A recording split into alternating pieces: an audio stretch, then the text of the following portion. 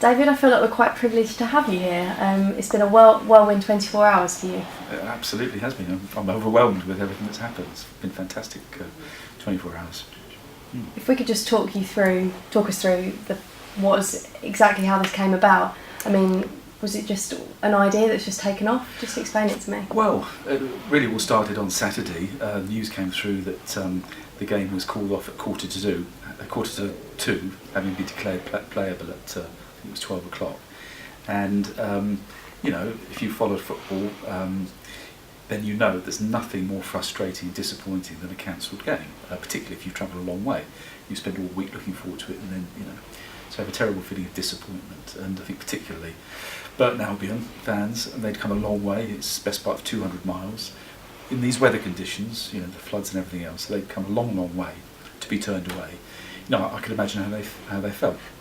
But I think in particular, for Burton Albion fans, we at Bournemouth, we got a soft spot for them because we all remember the fantastic day out that we had at Burton back in 2010, where they made us feel so welcome. They joined in our promotion celebrations, and everyone that was there that day came away saying, what a fabulous club they were. So I had the idea of saying, well, why don't we see if we just raise a few quid and help to subsidise, their travel or something, just a kind of a goodwill gesture. And the initial target that we thought, let's see if we can sponsor one coach, which was 800 quid. Adrian Lee contacted me on the message board. He set up a crowdfunding site, and then it went live yesterday morning about 11 o'clock, and within 2 hours we'd reached about £1,000 in 2 hours, and by the time it finished last night, 2,900 quid, so completely exceeded our expectations. To say the response has been overwhelming, received national coverage, everyone's been wanting to talk to you. Did you ever imagine that this could be the case? Not at all, no.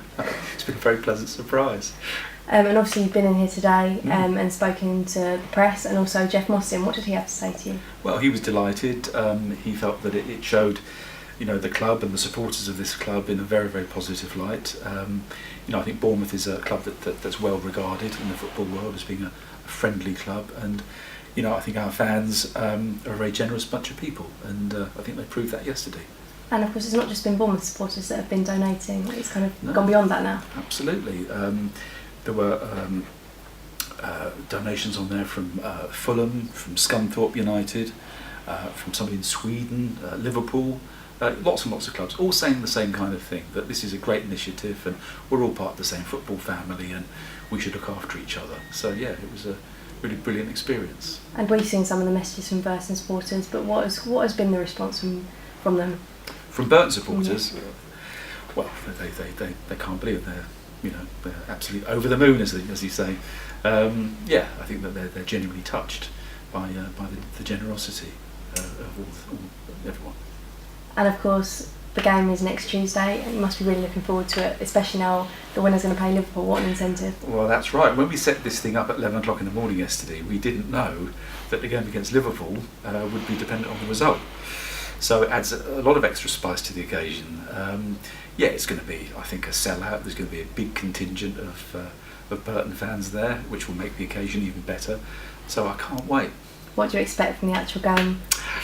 Well, I don't wish to be presumptuous at all. I would say 2-1 to us. Okay, thank you very much.